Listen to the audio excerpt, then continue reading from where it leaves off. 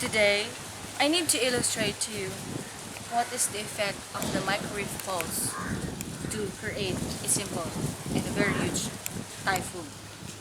Here is the radar. You can see color white and color white. And then, you need to see this. This is the, this is the, oh my god, oh my god.